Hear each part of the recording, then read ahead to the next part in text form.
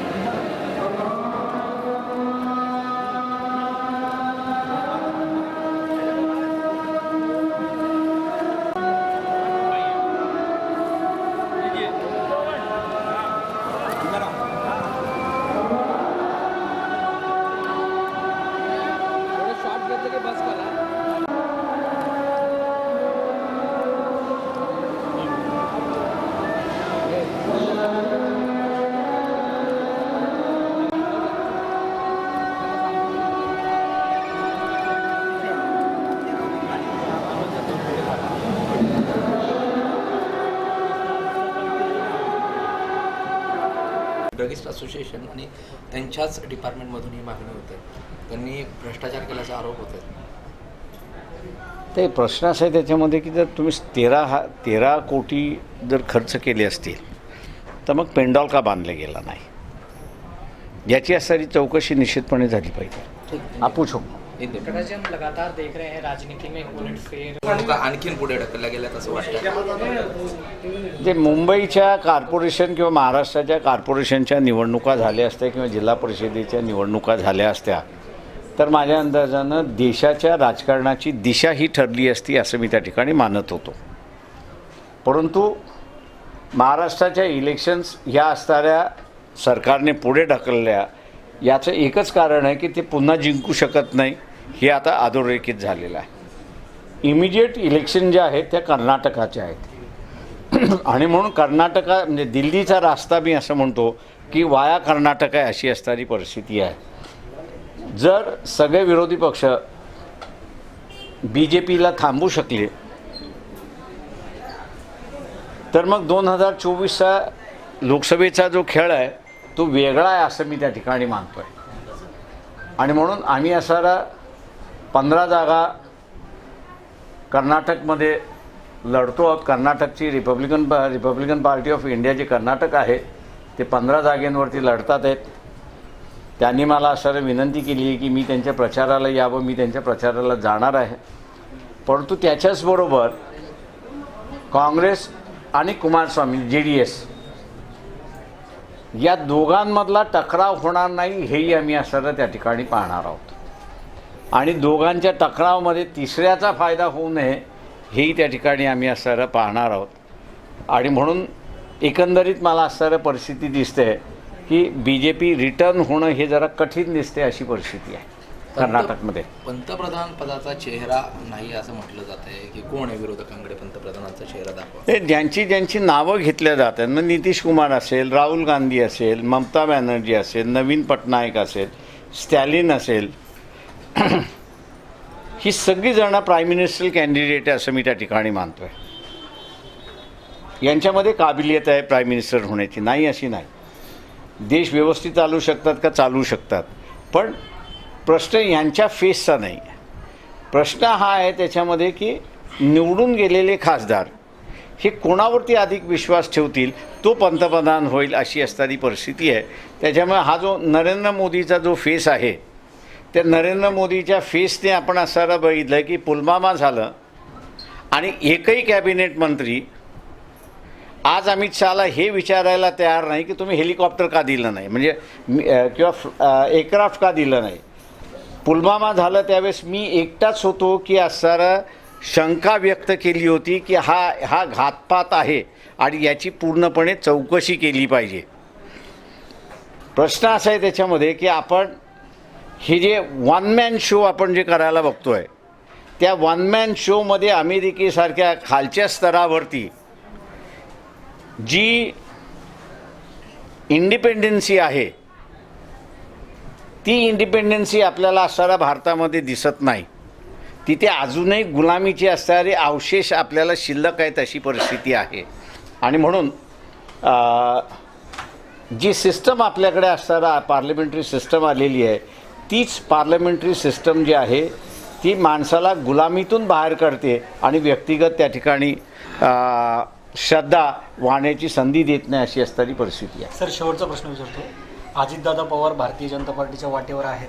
जवळपास एक गट त्यांचा जातोय, त्यांना मुख्यमंत्रीपद दिलं जाते. तुमचं निरीक्षण काय सांगते दिलं जाईल? मी असं म्हणतोय त्याच्यामध्ये की आपण अजित पवारांनी ज्यावेळेस सांगितलं की मरेपर्यंत मी असणारा राष्ट्रवादीत राहणार, विश्वास ठेवा ना. आपण क्वेश्चनिंग का करतोय? Okay, thank you. बघतो मी. रमजानचा पवित्र महिना सुरू आहे हो. आणि आपण आज इलाक्यामध्ये आलेला होता. काय भावना आहेत? ते ईदचा हा कार्यक्रम आजचा होता आणि रमजानचा महिना हा असणारा मुसलमानांचा महत्त्वाचा आणि पवित्र महिना म्हणून असणारा मानला जातो. आज असणारं इफ्तारची असणारी आयोजन करण्यात आलं होतं आणि त्याच्यामध्ये सहभागी होण्यासाठी मी आज या ठिकाणी आलेलो आहे. एक शांतीचा, सुकूनचा आणि त्याच्याचबरोबर लोकांचं कल्याण झालं पाहिजे अशा रीतीची असणारी इफ्तारी करताना जे दुआ करतात त्याचाच असणारा एक भाग आहे की इथे लोक शांततेने आनंदित आणि विकसित राहावीत हाच त्याच्यातला हेतू आहे असं मी त्या ठिकाणी मानतो. सर, दुसरीकडे पाहायला गेलं तर राज्याच्या राजकारणात काही खलबत होताना आपल्याला पाहायला मिळतात. आज देवेंद्र फडणवीसांनी एक ट्विट केलं आहे. त्या ट्विटमध्ये त्यांनी एक फोटो त्यांचा पेंडिंग फाईल ज्या आहेत त्या कव्हर करायच्या. सुप्रीम कोर्टाच्या निकालाआधी त्यांनी असं एक ट्विट केलेलं आहे. कसं पाहतं त्या ट्विटकडे? नाही, सुप्रीम कोर्टाचा निकाल जरी आला तरी सुप्रीम कोर्टाला कोणाला डिस्क्वालिफाय करण्याचा अधिकार नाही. त्याच्यामुळे असणारा ह्या सुप्रीम कोर्टाच्या निर्णयातून डिस्क्वालिफाय होईल असं मला वाटत नाही. तर डिस्क्वालिफाईंगची जी प्रक्रिया होती आणि त्या काळचे असणारे डेप्युटी स्पीकर यांच्या निर्णयाला जो रोख लावण्यात आला होता, स्टे देण्यात आला होता, तो कदाचित स्टे ह्या ठिकाणी उठवला जाईल अशी असणारी परिस्थिती आहे. गव्हर्नर आणि एक्झिक्युटिव्ह अशातला असणारा जो व्यवहार आहे त्याच्यामध्ये कोर्ट हस्तक्षेप करू शकत नाही. हा घटनात्मक मुद्दा आहे. त्याच्यामुळे गव्हर्नरनी घेतलेला निर्णय हा योग्य की अयोग्य याच्यावरती सुप्रीम कोर्ट भाष्यच करू शकत नाही अशी असणारी परिस्थिती आहे. त्याच्यामुळे मी असणारं जे बघतो ह्या निर्णयाच्या माध्यमातून गव्हर्नरच्या फंक्शनिंगवरती ताशारे ओढल्या जातील असं मला वाटतं त्या सगळ्या ह्याच्यामध्ये. परंतु गव्हर्नरनी घेतलेला निर्णय हा उलटा केला जाईल असं जे काही जणांचं म्हणणं आहे ते चुकीचं आहे. ते होऊ शकत नाही का ती घटना होऊन गेलेली आहे. गव्हर्नरनी जे आदेश दिले, ज्याला आपल्याला म्हणता येईल की फ्लोर टेस्ट घेण्याचे, त्याची अंमलबजावणी झाली. प्रत्यक्षात मतदान झाले की न मतदान झालं ह्याचा असणारा प्रश्न नाही, पण त्यासाठी सभागृह बोलवण्यात आलं होतं. उद्धव ठाकरे त्याच्या अगोदरच त्यांनी असणारा राजीनामा दिल्यानं फ्लोर टेस्ट झाली नाही आणि म्हणून पुन्हा आणू शकता असं नाही. ज्या क्षणाला असणारा सभागृह बोलवण्यात आलं त्या क्षणाला गव्हर्नरचा असणारा निकाल त्या ठिकाणी गव्हर्नरचे आदेश जे आहेत ते अंमल झाले आणि ते अंमल झालेले आदेश हे सुप्रीम कोर्टाला मागे घेता येत नाही अशी परिस्थिती आहे आणि ते त्यांच्यावरती घटनात्मक बंधन आहे असं मी त्या ठिकाणी मानतो आहे. फार काय होणार त्याच्या ह्याच्यामध्ये तर स्पीकरच्या ह्याला जो स्टे दिला होता तो स्टे उठवला जाईल आणि कदाचित त्याच्यामध्ये क्रोनॉलॉजी येईल की राजीनामा दिला कधी, त्यावेळेसचे डेप्युटी स्पीकर कोण होते, त्याच्यामध्ये नव्याने आलेली जी परिस्थिती आहे, बदललेली परिस्थिती आहे, सिम्बॉलच्या कायद्याखाली इलेक्शन कमिशनने निकाल दिल्यानंतर दॅट इज आफ्टर थॉट आहे, म्हणजे आफ्टर आहे तिचा. आणि प्रोसिडिंग्स डेप्युटी स्पीकरकडे चाललेले आहेत, त्याचा अजिबात सुतराम संबंध नाही. आणि तो सुप्रीम कोर्टाला नंतरचा असणारा इलेक्शन कमिशनचा निकाल ग्राह्य धरता येईल हे बरोबर आहे, पण त्याला आधारित धरून त्यांना आता निकाल देता येणार नाही. कारण का ज्या दिवशी जी पिटिशन दाखल झाली त्या दिवशी जी परिस्थिती होती त्या परिस्थितीला अनुसरूनच निकाल द्यावा लागेल. आणि म्हणून मला असं वाटते त्या ठिकाणी की निकाल मी जो असताना अपेक्षित करतो की स्टे ऑर्डर दिला होता तो उठवलेला आहे, त्याच्यामध्ये क्रोनॉलॉजी येईल. आणि क्रोनॉलॉजी आल्यानंतर तिथे असणारा स्पीकरच्या महिन्याभराच्या आतमध्ये तुम्ही निकाल द्या असं मला त्याच्यामध्ये वाटतं आहे. ती क्रोनॉलॉजीच असणारं स्पीकरला बाइंडिंग राहील असं मी त्या ठिकाणी मानतो. 15 दिवसात राजकीय भूकंप होईल असं वाटतं का? 15 दिवसात काहीतरी होणार. एक भूकंप म्हणजे ज्याला आपण म्हणतो की भूकंप ज्यावेळेस होतो त्यावेळेस त्याचे छोटे छोटे साईन्स दिसायला सुरुवात होतात की मोठा भूकंप ज्यावेळेस होतो त्यावेळेस त्याचे छोटे छोटे भूकंप होतात. तेव्हा एक भूकंप तुम्हीच सगळ्यांनी असं रिपोर्टिंग केला की होता होता थांबला, अशी असणारी परिस्थिती आहे. दुसरीकडे पाहायला गेलं तर तुम्ही असं पुण्यामध्ये म्हणाला होता की 2 भूकंप येणार आहेत आणि त्याची एक सुरुवात देखील अजितदादा पवारकडनं झाली होती, मात्र कुठेतरी पवारांच्या प्रेशरमुळे ते माघार झाला असं नाही वाटत. ते मी त्याच्यावरती काय भाष्य करणार नाही, बोलणार नाही. पण माझं जे स्टेटमेंट आहे की 2 भूकंप होतील मी त्याच्यावरती कायम आहे. आणखीन दुसरा बाकी आहे भूकंप. आता एक तर होता राहिला. सर कुठले 2 भूकंप आहेत? एक तर माझ्या अंदर असे जर सगळंच मांडत बसलो तर त्याच्याला चार्म जातो, त्याच्यामध्ये तो चार्म कायम राहिला पाहिजे म्हणून असं मी ते मांडत नाही आहे. राजकीय तर आहेच, पण खारेगावमध्ये जी घटना झाली 14 खारघरमध्ये 14 जणांचा 14 जणांचा आतापर्यंत 14 झाले आकडा. आता तो आणखीन एक वाढलेला आहे, जवळपास 20 जण येतील असं त्या रिपोर्टमध्ये समोर येतं. दुर्दैव असं मी त्या ठिकाणी मानतो की महाराष्ट्र शासन असेल किंवा ज्यांचा सत्कार करण्यात आला ते धर्माधिकारी मूर्ती म्हणून असतील, दोघांनीही चमडी बचाव अशा रीतीने तो कार्यक्रम केला. साधासुधा कार्यकर्ता ज्यावेळेस कार्यक्रम करतो आणि दुपारचा ज्यावेळेस करतो त्यावेळेस तो वरती छप्पर बांधतो, पाण्याची सोय करतो. धर्माधिकारी यांचा असणारा ट्रस्ट आपण असणारा बघितलं तर 4 जणांचं आहे, ते कुटुंबाचं ट्रस्ट आहे. आणि त्यांची संपत्ती किती आहे हे त्यांनी जाहीर केलेलं नाही, पण मी निश्चितपणे एवढं मानतो की त्या ट्रस्टची एवढी संपत्ती आहे की ते वरती छत बांधू शकतात. त्या सगळ्या ह्याच्यामध्ये त्यांना ज्यावेळेस लक्षात आलं की पाणी नाही, पाण्याची सोय नाही आहे, त्यावेळेस शासन आणि धर्माधिकाऱ्यांचा ट्रस्ट हे पाणी सहज त्या ठिकाणी उपलब्ध करू शकतात, पण मानसिकता पाहिजे.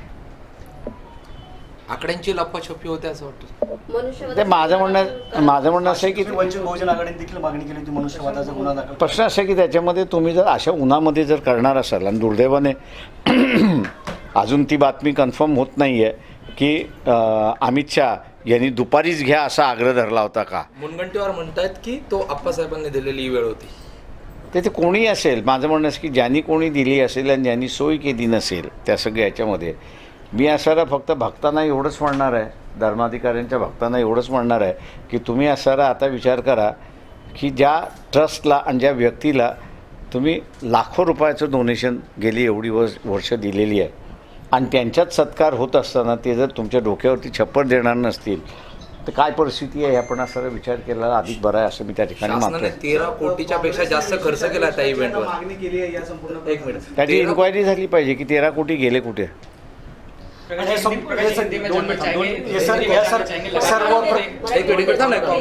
काँग्रेसच्या अधिवेशनाची मागणी केली, विशेष अधिवेशनाची मागणी केली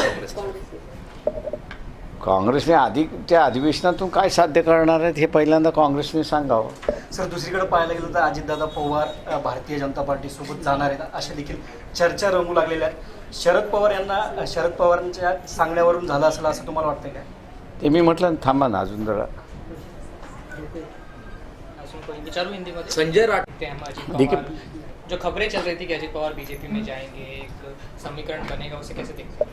देखिए, कुछ दिन पहले मैंने कहा था कि महाराष्ट्र की राजनीति में 2 भूकंप होंगे. मैं आज भी उसी बयान पर अमल हूँ कि 2 भूकंप होना अनिवार्य है महाराष्ट्र की राजनीति में. अजित पवार की बात अगर यहाँ पर है तो मेरे ख्याल से उन्होंने खुद ने कहा है कि मैं राष्ट्रवादी के साथ हूँ, राष्ट्रवादी के साथ ही रहूँगा. लेकिन जो हमने बयान दिया है कि भैया 2 भूकंप होंगे, मैं समझता हूँ कि कर्नाटक की इलेक्शन ख़त्म होते होते ही ये 2 भूकंप होंगे, ऐसा मुझे लगता है. बट ये दो क्या भूकंप है? होंगे क्या, मतलब किस तरह आप नहीं, मेरे ख्याल से अभी अजित मैं अगर कहूँ कि इसमें अगर अभी ही खोल दूँ तो मेरे ख्याल से लोगों को जो चार्म लगता है ऐसे न्यूज़ में, क्योंकि अभी की न्यूज़ जो है वो मैं समझता हूँ कि एक एंटरटेनमेंट है लोगों को, और उसी में कुछ लोग अपना जीते भी है, उसमें आनंद भी मनाते हैं. तो मैं उनका आनंद छीनना नहीं चाहता हूँ. वो अपनी अपनी कल्पनाएं जो उसको वो रंगाते रहे, कलर करते रहे, यही उम्मीद करता हूँ मैं. और हमने पिछले बार भी देखा था कि पहले अजित पवार मतलब मीडिया में कहते हैं कि मैं कहीं नहीं जाऊंगा, लेकिन दूसरे दिन ही वो जो है शपथ लेते हैं. तो क्या इस बार भी हो सकता है वैसा कि मीडिया को कुछ और कहें और कर कुछ और रहे हो अजित दादा? देखिए, वेट एंड वॉच. आपको क्या लगता है? मतलब मैंने अपनी वही तरफ कहा से ना, 2 वेट एंड भूकंप वॉच. से एक भूकंप वो था जो होने वाला था. नहीं, मैं आप भी कह रहा हूँ कि 2 भूकंप बाकी है. इलेक्शन के बाद कल ही संजय राउत ने कहा है कि विधान भवन के उन्हें आंकड़े बताए कि असेंबली में जो है 180 से लेके 185 जो है आंकड़े आएंगे, एमपीए जो है वो 40 पार करेगा. आपको क्या लगता है कि समीकरण क्या होने वाला लोकसभा के टाइम पे और असेंबली के टाइम पे 2024? देखिए, मैं कहूँगा कि ये जो 2 भूकंप है उसके बाद में कई राजनीति बदलेगी, और आज के जो समीकरण हैं वो समीकरण आपको नहीं दिखाएंगे, नई समीकरण उभरते हुए आपको दिखाई देंगे. फिर नई सरकार बनते हुए हम देखेंगे 2024 में बीजेपी हारते हुए देखेंगे. मैं इस पर कर्नाटक के इलेक्शन के बाद ही अपनी राय दूंगा. कर्नाटक के इलेक्शन में आप कैसे देखते हैं? कुछ उलटफेर वहाँ पे होने वाला है? देखिए, कर्नाटक के इलेक्शन में जो है, अगर मान लो कांग्रेस आपस में नहीं लड़ती है, या मान लो हम लोग जो ऑपोजिशन में हैं वो डिवीज़न अगर नहीं होने देते हैं ज़्यादा पैमाने पर, तो मैं उम्मीद करता हूं कि बीजेपी वहाँ पे रिटर्न आना मुश्किल हम लोगों को दिखाई देती है. मैं 10 दिन के लिए कर्नाटक के चुनाव में सहयोगी हूँ, वहाँ पर जा रहा हूँ, और हम लोग डेलिकेसी के साथ वहाँ पर अपनी भूमिका अदा करेंगे, क्योंकि हम लोग की भूमिका से हम लोग ये देखेंगे कि ना कुमार स्वामी जो जेडीएस है उसको तकलीफ़ हो, ना कांग्रेस पार्टी जो है उसको कोई तकलीफ़ हो. हमारा लक्ष्य यही होगा कि 2024 की शुरुआत कर्नाटक से हुई, ऐसा मैं लगता है. मैं उम्मीद कर रहा था कि महाराष्ट्र के कॉरपोरेशंस के चुनाव यहाँ पर होंगे और वहीं से शुरुआत होगी, ऐसा मैं मानता था. लेकिन जिस तरह से बीजेपी ने इसको पोस्टपोन किया है, इस इलेक्शन को डर के मारे उन्होंने पोस्टपोन किया है. आज भी हाई कोर्ट में महाराष्ट्र की जो इलेक्शन कमीशन है उस पर सेडिशन की केस लागू होनी चाहिए, क्योंकि इलेक्शन उसकी लेने की जिम्मेदारी है. लेकिन दुर्भाग्य है कि जिन बेंच के पास ये सुनवाई थी, उस बेंच को हाई कोर्ट के माध्यम से ही रोक लगा गई है कि वो इस मैटर को ना सुने. अगर वो आज सुनाई होती तो मेरे ख्याल से फैसला उसका आज ही आज होता, लेकिन उसको रोकने की बात जो है वो बड़ी पैमाने पर वहाँ पे शुरुआत है, ऐसा मैं मान के चलता हूँ. और उम्मीद करता हूं कि कुछ दिनों में ही उसका फैसला होगा। लेकिन अभी जो है 2024 का रास्ता जो है वो कर्नाटक से गुजरता है। अगर मान लो हम लोग कामयाब हुए बीजेपी को रोकने में, तो फिर 2024 का खेल जो है वो अलग ही है। इसको आप ध्यान में रखें। मिनिस्टर्स हैं वो मीटिंग कर रहे हैं। नीतीश कुमार को हमने देखा, शरद पवार यहाँ से गए थे, तो चेहरा कौन होने वाला है? केजरीवाल पे भी कार्रवाई अब शुरू हो चुकी है। देखिए, एक बात ऐसी है कि ये जो मोदी ने सिलसिला शुरुआत किया है कि हमको प्राइम मिनिस्टर का मौरा दिखाइए, पार्लियामेंट्री डेमोक्रेसी में इस बात को जो है वो गलत है, ऐसा मैं मान के चलता हूं। क्योंकि प्राइम मिनिस्टर अगर चुनना है तो मेंबरान जो चुन के गए हैं पार्लियामेंट में, उनका अधिकार है, क्योंकि सदन उनको चलाना है। नहीं तो आज जैसे हम लोग देखते हैं कि मोदी की तानाशाही है, कैबिनेट मीटिंग हुई नहीं हुई, कुछ कैबिनेट मिनिस्टर तो हमारे पास रोते हैं कि हमारी स्थिति ऐसी है कि हम लघु शंका के लिए जाए तो पीएम के ऑफिस से पीएमओ के ऑफिस से फ़ोन आता है कि आप कहाँ हो। तो ये जो तानाशाही वहाँ पर चली है, उस तानाशाही को ख़त्म करना है। और चेहरा कौन हो या प्राइम मिनिस्टर का फेस कौन हो, तो मेरे ख्याल से मैं मान के चलता हूँ सभी जिनका नाम दिया आपने वो सभी प्राइम मिनिस्टर के लायक है। लेकिन 5 साल हाउस चलाने के लिए इलेक्टेड मेंबर्स किसको पसंद करते, ये सबसे बड़ी बात है। तो मैं समझता हूँ कि जिन जिन लोगों के नाम है, चाहे नीतीश कुमार हो, चाहे ममता बनर्जी हो, चाहे राहुल गांधी हो, या चाहे नवीन पटनायक हो या स्टालिन हो, ये सभी में काबिलियत है इस देश के प्राइम मिनिस्टर बनने की। लेकिन सवाल ये है कि इनमें से इलेक्टेड पार्लियामेंट मेंबर जो है, किन पे ज़्यादा विश्वास होगा, वही प्राइम मिनिस्टर बनेगा और वही सरकार मेरे ख्याल से सही चलती है, ऐसा मैं मान के चलता हूँ। कर्नाटक